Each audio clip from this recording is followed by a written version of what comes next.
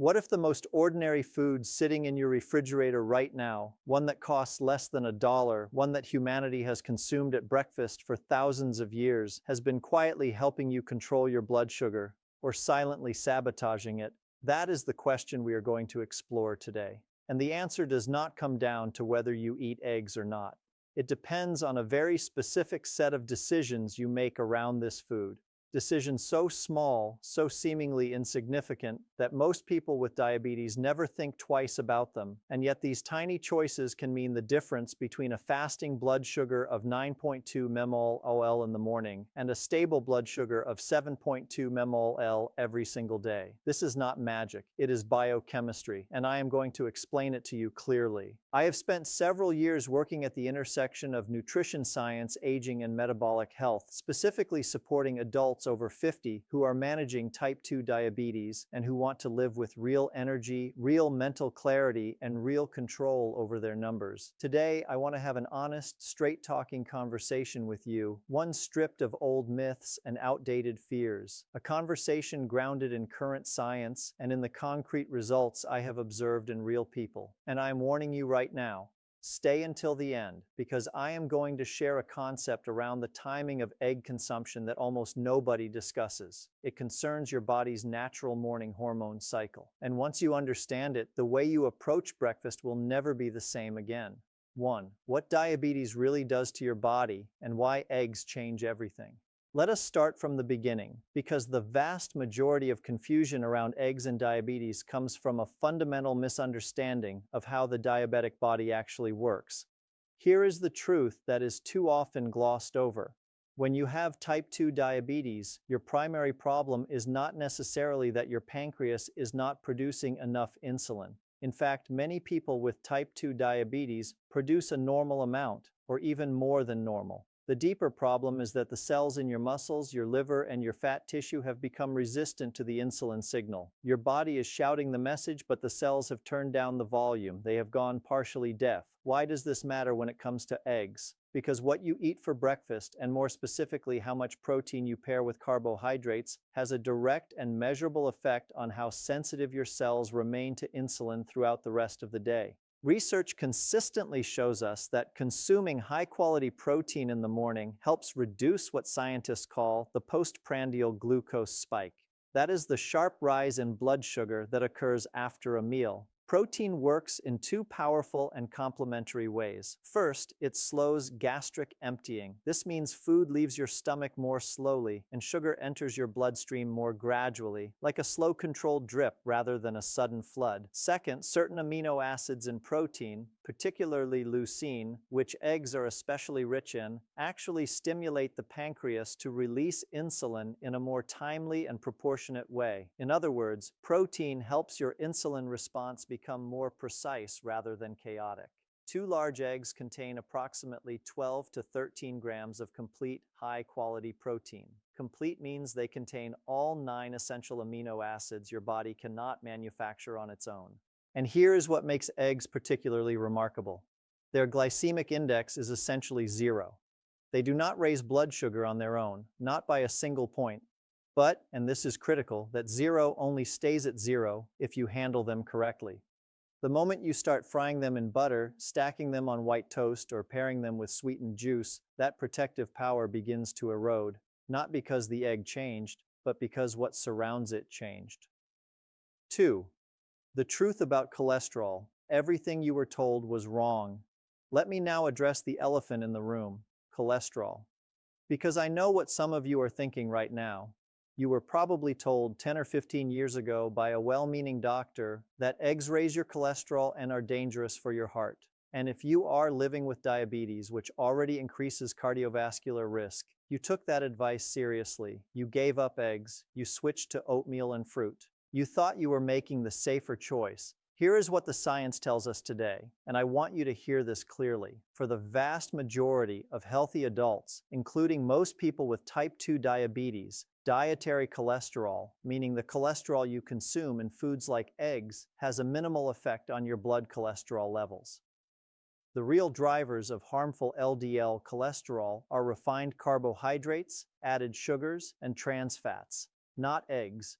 Research published in the American Journal of Clinical Nutrition showed that whole egg consumption improved what scientists call cholesterol efflux capacity, which is the ability of your good HDL cholesterol to actively remove harmful cholesterol from your artery walls and carry it out of your body. A 2025 randomized controlled trial from the same journal even found that when 2 eggs per day were eaten as part of a diet low in saturated fat, LDL cholesterol actually decreased compared to a high saturated fat diet without eggs. What this tells us is fundamental. The problem was never the egg sitting in your refrigerator. The problem was what we were cooking it in and what we were eating alongside it. In plain terms, the egg you gave up may have been your ally all along. It is time to give it back its rightful place. 3. How to prepare and pair your eggs for maximum impact on blood sugar. Here is the practical part you have been waiting for, because knowing that eggs are beneficial is step 1. But how you prepare and pair them determines whether you actually experience that benefit. The gold standard for blood sugar management is eggs cooked without added fat. I know that sounds counterintuitive because we have always associated eggs with butter or oil in the pan. But here is the essential fact. The egg yolk already contains its own natural fat. In a non-stick pan over medium heat, 2 beaten eggs will cook beautifully in 2 to 3 minutes with 0 added oil. The result is creamy, soft scrambled eggs with nothing to complicate the metabolic picture. Boiled eggs are equally excellent, and I especially recommend them for people who want convenience. You can hard boil a batch of 6 eggs on Sunday evening. They keep perfectly in the refrigerator for 5 to 7 days. Peel 1 or 2 in the morning, pair them with your vegetables and avocado, and your entire breakfast takes 4 minutes. No excuses, no shortcuts that compromise your health. Poached eggs are also wonderful, though they require a little more practice. No oil whatsoever, just water with a small splash of white vinegar to help the white hold together. What you absolutely want to avoid is frying, even with a small amount of oil or butter at high heat. Some of you may be wondering, but I use olive oil, isn't that healthy? And olive oil is genuinely a remarkable food, but here is a nuance that very few people know. Olive oil's benefits are greatest when consumed cold or at low temperatures. When you heat it to the temperatures needed for frying, you are diminishing those benefits and adding a significant caloric and fat load that, in the context of diabetes, can temporarily worsen insulin resistance at the cellular level. Save your olive oil for salads and for drizzling over steamed vegetables. When it comes to food pairings, this is where the real magic happens, or where people unknowingly undo all the good the egg was doing. Avocado is the single best companion for eggs in a diabetes-conscious breakfast. The monounsaturated fats in avocado, the same healthy fats found in olive oil, slow digestion and reduce the glycemic impact of everything else you are eating at the same time. Half a ripe avocado alongside 2 eggs is a combination that is filling, nutritious, and genuinely stabilizing to blood sugar. Spinach is your next best friend, and I want to give you a specific reason for this. Spinach is one of the richest dietary sources of magnesium. Studies consistently show that people with type 2 diabetes tend to have lower magnesium levels than people without diabetes, and that low magnesium is directly associated with poor insulin sensitivity. Eating spinach regularly, especially with a protein-rich meal, is one of the simplest ways to address that gap. Tomatoes, bell peppers, onions, and mushrooms are also excellent additions. They are low in carbohydrates, high in fiber, and they increase the volume and nutritional value of your meal without pushing your blood sugar up. What you want to avoid pairing with your eggs: white bread, wheat tortillas, sweet biscuits, hash browns, sugary ketchup, orange juice, and processed deli meats like bacon or sausage. These pairings are so common at breakfast that many people do not even perceive them as choices. They simply feel like what goes with eggs. But every single one of those additions either spikes blood sugar directly or adds pro-inflammatory saturated fat and sodium that works against you. 4. The dawn phenomenon. Why the time you eat your eggs matters as much as what you eat. I promised you something important about the timing of egg consumption and your morning hormone cycle. Here is what very few people know. There is a phenomenon called the dawn phenomenon, and if you monitor your blood sugar, there is a good chance you have already noticed it without knowing what it was called. Here is how it works. In the hours just before you wake up, your body releases a wave of hormones, cortisol, glucagon, growth hormone, as part of its natural preparation to get you out of bed and functioning. One of the effects of these hormones is that your liver starts releasing stored glucose into your bloodstream, raising your blood sugar even before you have eaten a single thing.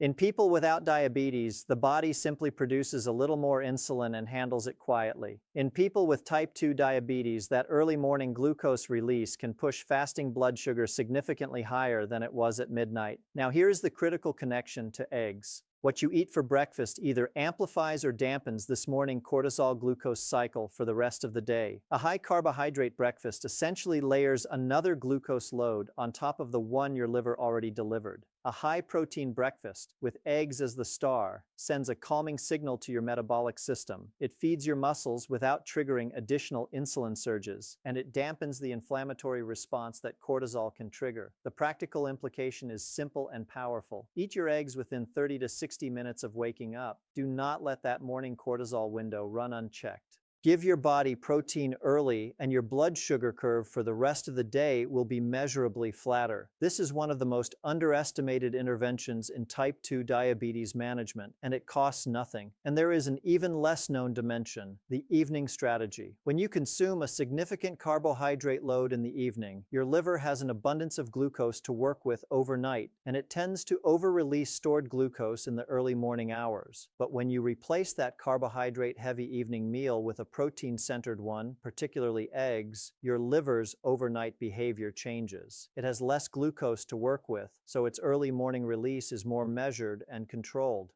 Try 3 evenings per week, replacing your usual carbohydrate-heavy dinner with a vegetable omelet, spinach, bell peppers, mushrooms, accompanied by a small green salad with olive oil and vinegar. No bread, no rice, just eggs and vegetables. The results I have observed in my patients on their fasting blood sugar after just 3 weeks are remarkable. 5. The 5 most common mistakes and your concrete action plan starting tomorrow morning. Here are the most common mistakes I see people with diabetes make around eggs, because avoiding these alone can significantly move the needle on your numbers. The first mistake is cooking in oil or butter. The egg contains its own natural fat. Cook it dry in a non-stick pan or boil it. It is that simple. The second mistake is pairing eggs with refined carbohydrates, white bread, corn tortillas, biscuits. These pairings almost immediately cancel out the protein benefit. If you want something alongside your eggs, choose half a slice of true dense whole grain bread with visible seeds, eaten after the eggs, never before. The third mistake is drinking juice alongside. Even freshly squeezed 100% natural orange juice delivers a significant amount of glucose with zero fiber to slow its absorption. Eat the whole fruit if you want the vitamin C. Do not drink the juice. The fourth mistake, and this is the one I need to emphasize strongly, is throwing away the yolk.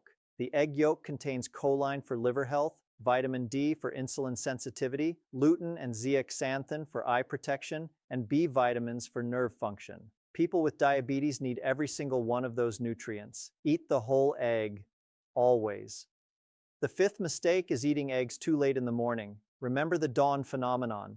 Get protein into your system within 30 to 60 minutes of waking up to dampen that early cortisol-driven glucose surge. Here is your simple, ready-to-use plan starting tomorrow morning. Wake up. Within 30 to 60 minutes, prepare 2 scrambled eggs without oil in a non-stick pan, or take out 2 hard-boiled eggs you prepared the night before. Pair them with half an avocado and a generous portion of non-starchy vegetables, spinach, tomatoes, bell peppers, or mushrooms. Drink water or unsweetened herbal tea.